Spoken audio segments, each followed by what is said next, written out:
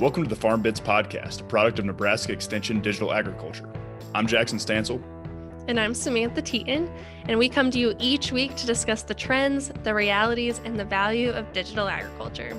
Through interviews and panels with experts, producers, and innovators from all sectors of digital technology, we hope that you step away from each episode with new practical knowledge of digital agriculture technology.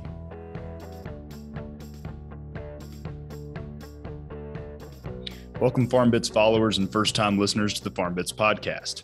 I'm glad you're listening in on this episode as we continue on in our precision crop protection series. In this episode, we're excited to have Franklin Peitz, product marketing manager for John Deere, joining the podcast to discuss John Deere's new See & Spray Select system that has just hit the commercial market over the last few months.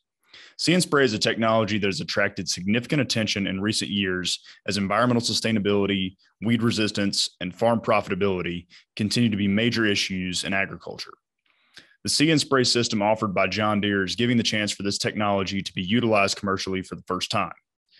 Though it's far from its final iteration that will allow in-season, real-time spot spraying of weeds, this current See & Spray Select system is an exciting development in that direction.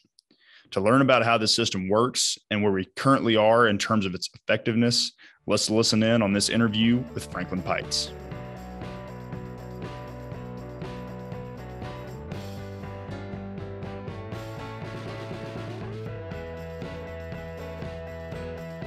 Bit more about your background. I know I've already read it and kind of seen your bio, but I'm sure there's a lot more to the story than what's in that bio. So if you could just, kind of tell us a little bit about your background and how you got to John Deere. Yeah, no, absolutely. Thanks, Jackson. So I grew up in a small town in central Iowa. I actually didn't grow up on a farm, but I was introduced. My uncle had, a John Deere riding lawnmower and everything, but I was introduced to John Deere when I was at school at Drake University in Des Moines, Iowa. John Deere was at our career fair. I was an accounting and finance major.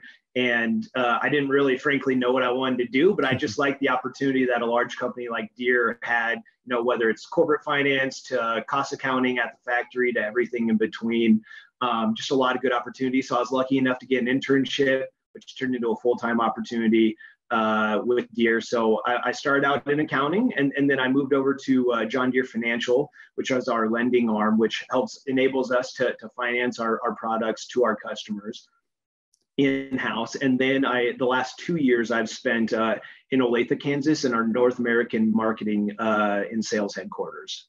So fantastic. A little bit of an unconventional career path, an accountant now being in marketing, but kind of goes to show just the focus that Deere puts on employee development and career development for people who are just curious and want to learn about all the awesome products and technologies that we offer.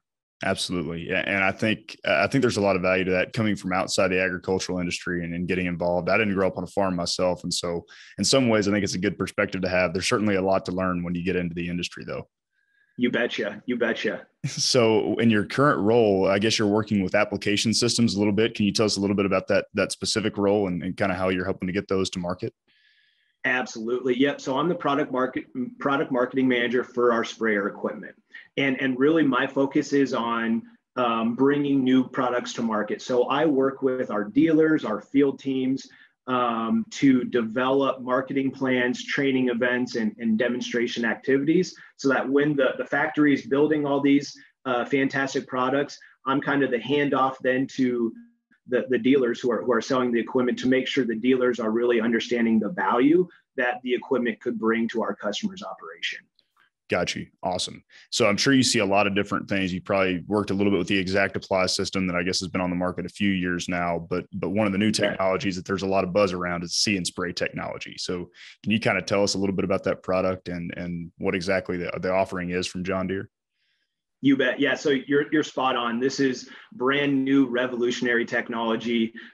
It's called See & Spray Select. It's using camera visualization to identify green weeds in brown fallow fields to only spray the weeds as you're going across the ground. So what we've seen, we've tested in about 75,000 acres, and we've seen on average about a 77% reduction in herbicide using this exclusive See & Spray technology.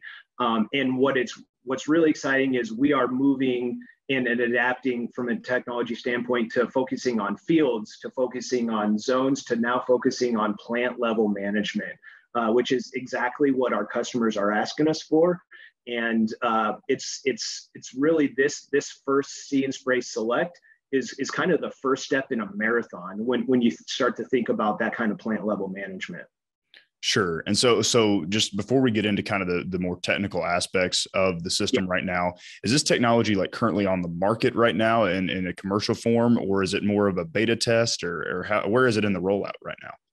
Yeah, thanks for asking. So we launched this to the public in April, and then we had a limited quantity of orders that were eligible for our dealers to offer to customers just this last June. So Gotcha. Just a couple months ago. So this is brand new, and like I said, limited quantities. We're really targeting geographies that follow that fallow ground crop practice. So think about small grains production areas. Arid climates kind of in the US and Canadian plains, over to arid areas in Australia as well, where, people are not planting crop 1 year in order to retain all of the nutrients in the soil for the following year. And so, as weeds pop up in those empty fields, those weeds are stealing nutrients from the soil that the farmers are hoping to leverage in future years' farming practices. So Sure. This technology is really helping you focus, reduce your cost savings, and also more environmentally sustain your land for future years' crops. Sure. That's super interesting. And so I assume that the goal here is go ahead and get this product out there, kind of see how it works on these fallow grounds in a commercial setting, and then kind of continue progressing and try to use it in real field scenarios when you have plants growing alongside weeds. Is that the ultimate goal eventually? Yeah, no, absolutely. So yeah, I mean, these sprayers are going to be hitting the ground. We've already got some test sprayers on the ground. These sprayers that are ordered will be ready in the winter spring timeframe for our customers. So yeah, absolutely. It's still the initial first launch of this See and Spray technology to the public. Awesome. I mean, that's super exciting. I mean, that it's actually starting to make its way out. I know a few years ago, I saw the John Deere acquisition of Blue River. And that seemed to be one of those big acquisitions, and maybe kind of one of the first plays within this automation and kind of computer vision space to really incorporate what's going on in the startup world into major commercial applications. And so is this kind of the first embodiment of that technology that's made its way to market? Yeah, so it's a really good question, really good point. So what I'll clarify is this See and Spray Select, this first iteration technology that we're releasing to the market, is more foundational from our ExactApply technology, that is the John Deere technology. And then we purchased some camera visualization technology from the University of Southern Queensland in Australia. Huh. So we acquired that technology, paired that with our ExactApply. And then obviously you mentioned Blue River. Blue River kind of came in towards the end to kind of help us cross the finish line, so to speak, for this initial See and Spray Select. But what I'll say, and you hit on it, is Blue River is absolutely fundamental and pivotal for us to expand on this technology going forward. Fantastic. So would you describe just a little bit more detail exactly like what this system looks like? I mean, we're saying See and Spray, we're saying it's identifying weeds. What sort of components are involved in this system? How many nozzles are we controlling at one time out there in the field? And are we installing this on only new sprayers? Is it retrofittable? Can you tell us a little bit about that? Yeah, so at the current time, it's only available on new sprayers. And so if you think about it, we've got a 120-foot boom is our standard, right? For every meter on the boom, we've got a camera. And so that's on 120 feet, that's about 36 cameras on the boom itself. And think of the cameras as the eyes of the operation. And then we've got computer processors on the boom that are kind of the brains. And so as the sprayer's going through the field, the camera is picking up images. It's then sending those images to the computer processor, which is then identifying, oh, that's a green plant or a green weed that I need to spray, and sends a signal to the nozzle to release the chemical down. And all that happens in about 200 milliseconds or 0.2 seconds, which is equivalent to the blink of an eye. So it's really tremendous camera technology. What I'll tell you also, it's not just looking down at the ground just below it. The camera is actually looking several feet ahead as well. And so if you combine what all 36 cameras are seeing at once, it's the equivalent of about 2,200 square feet, which is comparable to about an average size house. So that's how much area it's seeing and analyzing at all times. That look ahead aspect is really interesting, right? Because you think about how beneficial that is within prescriptive control for any sort of variable rate application. So to be able to get that with a camera, you're able to really help out that control system and make sure that you are accurately spraying those weeds, right? You betcha. You're spot on using that ExactApply technology and calibrating with, all the different GPS technology that's going on inside the sprayer. All of that technology is in sync and connected in order to make it the most efficient pass at the application rate that you're setting in the cab. So I'm trying to think about an operator right now, right? They're going through the field spraying like this, and you're saying it's 0.2 seconds, 200 milliseconds of kind of response time from the time that image is taken until those nozzles get actuated. If I'm an operator, I'm thinking, man, I can't be going through the field at 10 to 15 miles per hour if this thing is sensing everything. But is it really possible to get up to those speeds? Yeah. So through our testing with the See and Spray technology, you can go up to 12 miles per hour. So it's still operating at a pretty functional speed with that high degree of precision and accuracy. And then what I will say is, and we haven't touched on this yet, so See and Spray is just one aspect of the sprayer. With a push of the button in the cab, you can actually transform the sprayer to go back to traditional broadcast spraying, which at that point you can go upwards of 20 miles per hour with the sprayer. And then as you're going, from field to field on the roads, you can transport it up to 35 miles an hour. Fantastic. That is so you said you can go from push of a button. I mean, how many different modes of operating does a sprayer have on it? I mean, if it's just a typical ExactApply, how many different ways can an operator choose to operate? Yeah, no, absolutely. So if you're just doing traditional broadcast using our ExactApply technology, let me just give you a couple of different examples of how ExactApply works. So say you sit down with an agronomist and you're kind of studying a weed map in your field, identifying areas in the field that have higher weed pressure, higher weed populations, and your agronomist is choosing a prescription to apply higher degrees of chemicals or higher rates of chemicals in those areas. You upload that weed map and into our John Deere Operations Center. And then once you're in the cab of the tractor spraying, as you're going over those areas that the agronomist identified, the ExactApply nozzles are actually increasing the rate as you're going through the field based off of your GPS location. Sure. So that's one thought. Obviously it's got the map of the field. If you're going across a waterway, say, and you need to get to the other side, the ExactApply nozzles know exactly where the waterway is so that they shut off and then turn back on once you re-enter the field so that you're, maximizing the chemical that you have in your tank.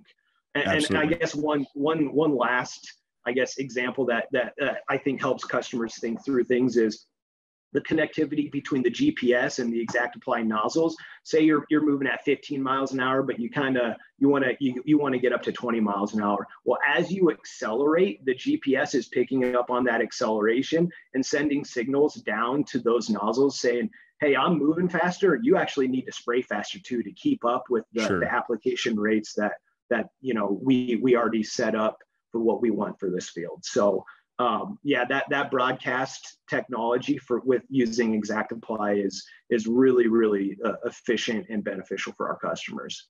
Fantastic. And can you still use like some of those other beneficial technologies like turn compensation and some of those like with this system as well? Yeah. Okay. Yeah, absolutely. Yeah. So as you're turning, think, one wing is swinging all the way out and one wing is kind of staying in place and pivoting. And the one that's pivoting, you don't want to overspray that area. So the ExactApply nozzles will reduce the application rate so you're not drowning the plants or weeds in chemicals and obviously saving some chemicals as well. Absolutely, which I think we all would like to see that happen. You bet. And I've also heard a little bit about maybe an A+B operating mode. I was reading up a little bit, and it seemed like there was a way where you can kind of go broadcast and maybe use the cameras to up the rate in certain locations as well. Is that actually a feature or operating mode within the system? You bet. Yeah, we've got yeah, the kind of the opportunities are limitless, and the A+B mode is just another example of how our customers are using technology to maximize, the chemical that they're buying every day, and how they're going to, reduce the weed populations in their fields. Fantastic. And so thinking about this system right now, we have a system that's going out. It's kind of, operating in fallow ground. Are the cameras that are currently in place out there, are those RGB cameras and the same type that eventually John Deere is aiming to kind of use within full crop fields, to identify weeds? Or are there going to be some additional system upgrades in terms of like processing power and cameras that are used in order to get into some of those other cropping environments?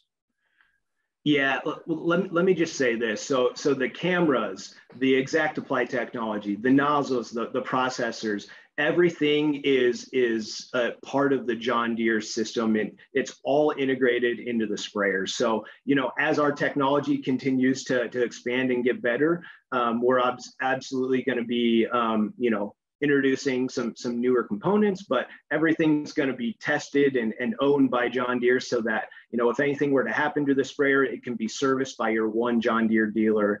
Yeah.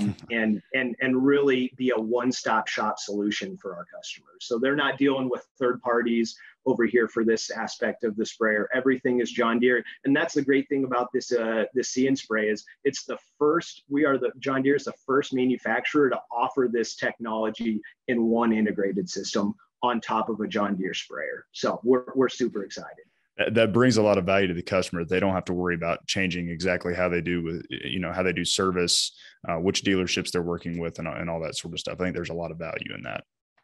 Absolutely. You talk to customers, and one of their biggest pain points is downtime, and just having John Deere dealer support. And during COVID, we've especially noticed remote display access. So the technology we've got in the cab, if there's a malfunction, they can actually, a service member from the dealership can remote go into the cab to kind of see what all's going in with the diagnostics, and talk through the customer in the cab how to troubleshoot the error that they're having, so that they don't have to have somebody from the dealership come out to help repair it, and the customer can do it themselves. So that's just been another way that technology has made every farmer's life better.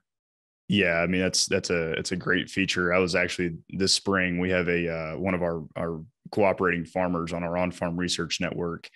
He's a big John Deere guy, and he has the John Deere Operations Center.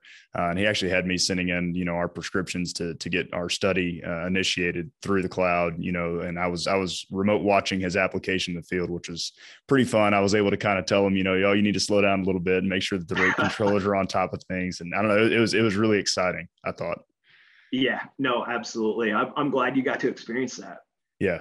It's cool stuff. And, having that support system and being able to get, an expert on the line pretty quickly, there's a lot of value to that, especially because I'm thinking that there are probably some growers, custom applicators, customers out there that may be worried about, if this system is going to be difficult to operate. So I guess one question I have for you is how different is it from a typical spray operation, or is it really just kind of a plug and play technology that if you know how to work a typical John Deere monitor, you can pretty easily navigate around this system?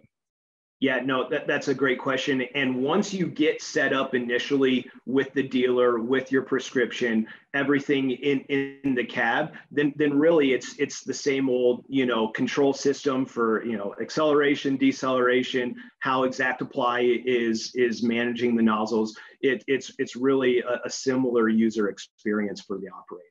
And that's good to know, because once you get used to a monitor, it's like if something changes in there, it can be a really big deal, and it can cause some downtime for farmers out there. You betcha. So kind of moving away from more of the technical specs and kind of into talking about system accuracy a little bit more. You said that, I think one of the numbers you offered up earlier was you can save 77% of kind of the actual pesticide product applied. I mean, how accurate is the system right now, and actually hitting weeds and making sure that those weeds are completely knocked out, killed. There's enough product on them to make sure that we aren't, building up any sort of resistance or anything like that. Yeah, no, so it's a great question. So like I said, we tested over 75,000 acres through the evolution of this See and Spray Select technology. And what we found is it is a 98% hit rate for the chemical to emit from the nozzle and to actually hit the weed. So, that's actually pretty comparable to what a grower will experience with traditional broadcast as well. Wow. One of the really cool parts of this job has been going out in the field for a demonstration with a customer, right? So you're talking about accuracy. And obviously, we can talk about numbers as much as we want, but farmers are still going to be skeptical. They need to see it for themselves. So one of my favorite things is when we load up a demonstration sprayer, we put blue dye in the tank so that as it's coming out of the nozzle, you can see on the ground where that's spray went, right? And so sure. I'll be walking with the customer several feet behind a spray, and we're watching, okay, a nozzle goes off to the left here, a nozzle goes off to the right here. And then you walk up to that space and you see, I see that little area of blue dye, but you look down, you're like, I don't see anything.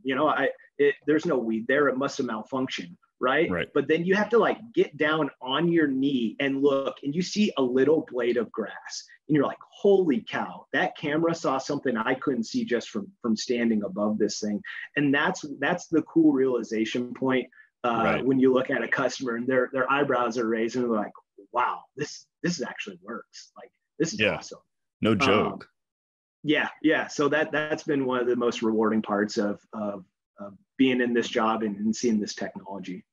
Yeah, that's really cool. I mean, so if we're thinking about, the efficacy of killing weeds as well as saving product across these fields, can you, I mean, you're an accountant guy. I was wondering can you quantify exactly what the cost savings and maybe total product savings you would see on maybe a 100-acre field for us using this type of technology and having it have that sort of accuracy? Yeah, so I'll qualify. Gosh, there's just so many different variables between the type of herbicide you're putting down. Here's what I'll share. We mentioned the 77% savings in herbicide. What I will also share is that our farmers, with that cost savings, they're not going out and buying a boat. What they're doing actually is they're investing in more complex chemical mixes, because what research has found is that when you are trying to attack a weed with two different modes of action or two different types of chemicals, they're trying to eliminate the weed in two different ways, that weed is 83 times less likely to develop a herbicide resistance. And so if I could explain that a little bit further, weeds are just, normal organisms. They're going to evolve. And some of these weeds, unfortunately, have developed kind of a tolerance to the chemicals that we spray, the herbicide that we spray them with.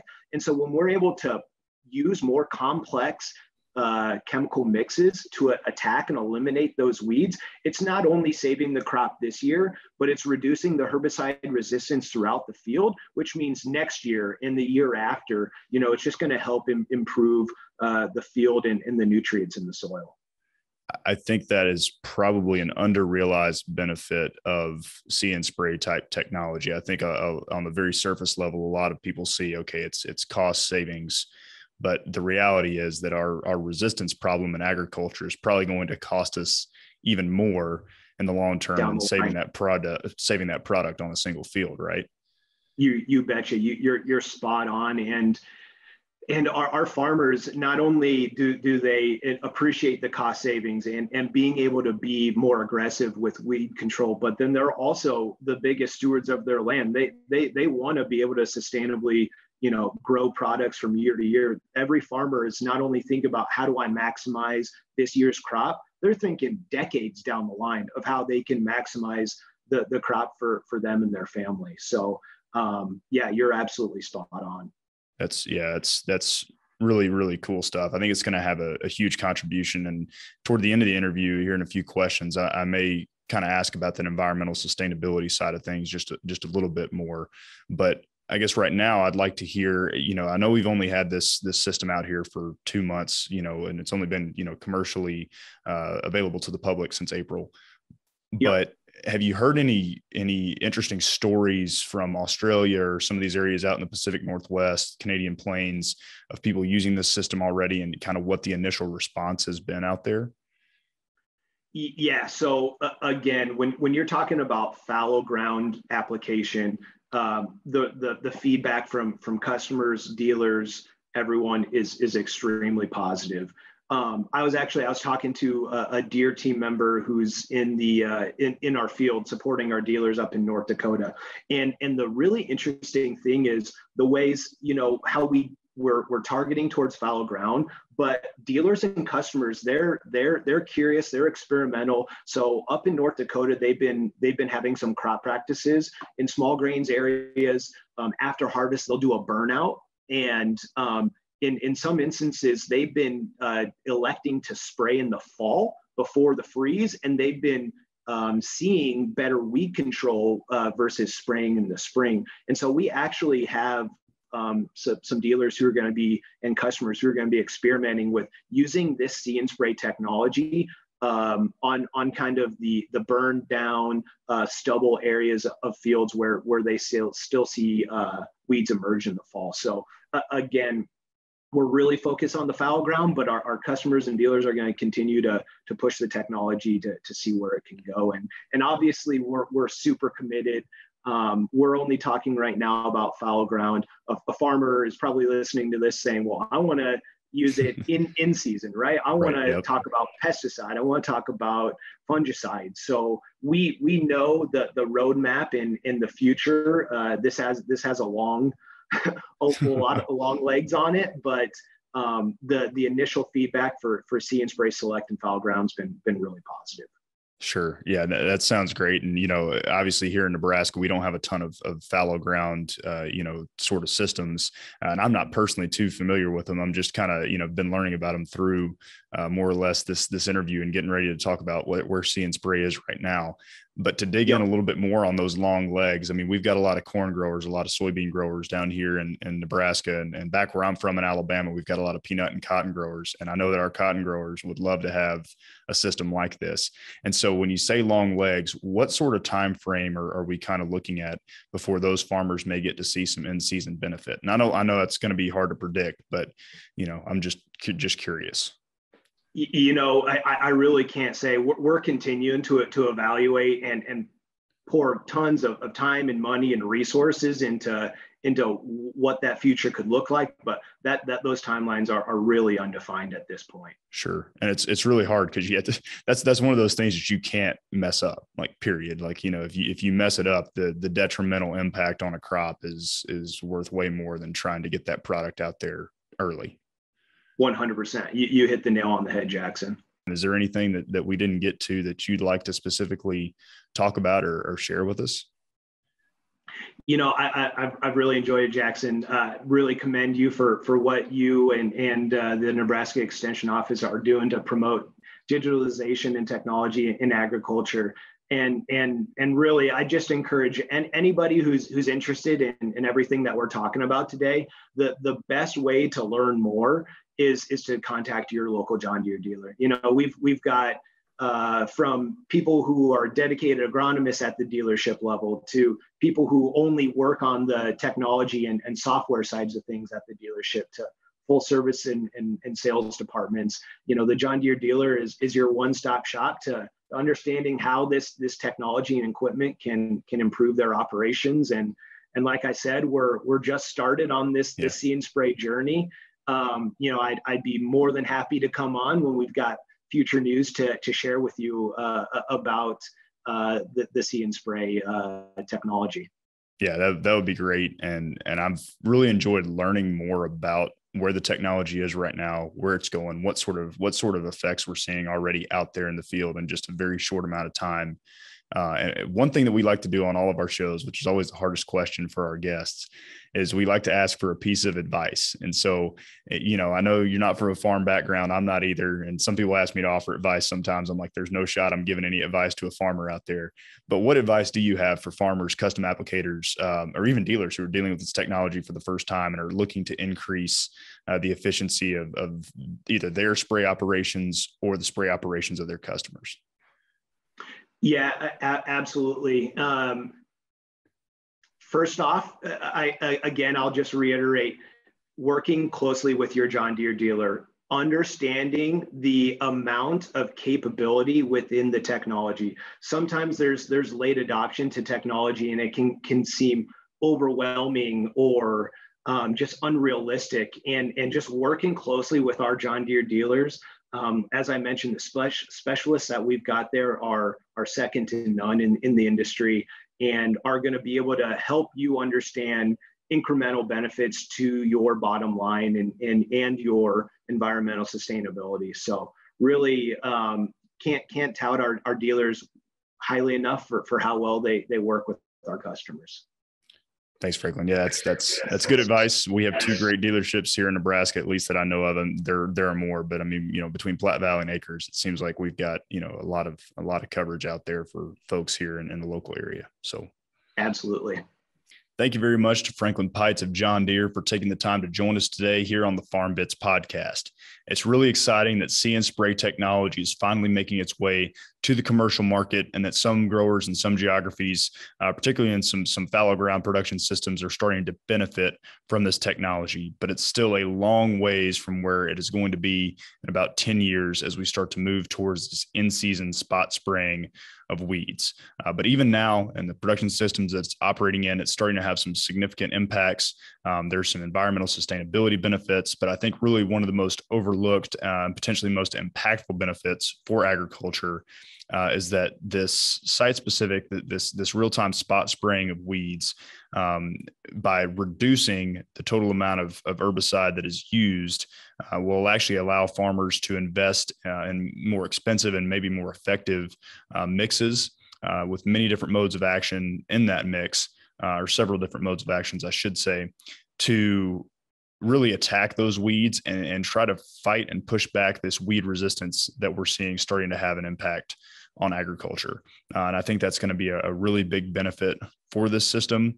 I wish we knew when exactly this system was going to be available for farmers and row crop production systems looking to use this for in-season management, but completely understand that this is a very complex problem, and John Deere is looking to develop that sort of system.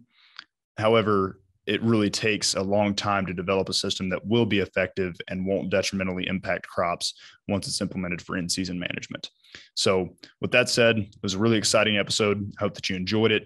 And I really appreciate Franklin taking the time to join us. And I hope that she'll take the time to join us again in our next episode as we continue to bring you digital ag stories of some of the technologies that are changing and shaping modern agriculture. Thanks. Thank you for taking the time to join us today on the FarmBits podcast. If you enjoyed this episode, please subscribe to the podcast on Spotify, Apple Podcasts, YouTube, or wherever you listen to podcasts to be informed about the latest content each week. We welcome your feedback. So if you have comments or questions for us, please reach out to us over email, on Twitter, or in the review section of your favorite podcast platform. Our contact information can be found in the show notes.